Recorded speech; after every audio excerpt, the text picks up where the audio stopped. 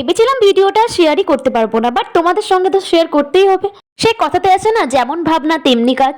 হঠাৎই প্ল্যান হলো আর বেরিয়ে গেলাম দুজনে মিলে একটা লং রাইডে। আর আমাদের ডেস্টিনেশন হলো পলসন্ডার পাপ্পু ধাবা। তোমরা হয়তো অনেকেই চিনবে, একটা ফেমাস ধাবা। এখানকার তড়কা অনেক ফেমাস। তো তোমরা কারা কারা চেনো অবশ্যই আমাকে কমেন্টে জানিও। তোর বহরমপুরে বাড়ি তারা তো অবভিয়াসলি চিনবে। তারপর আমরা চলে গেলাম ভেতর দিকে। ধাবাটা খুব সুন্দর সাজিয়েছিল, ভেতরটাও খুব সুন্দর। তো দেখে নাও, তোমাদেরকে একটু শেয়ার করে দিলাম। দেন আমাদের অর্ডার প্লেস করা হয়ে গেছে, তারপর আমরা ওয়েট করছিলাম।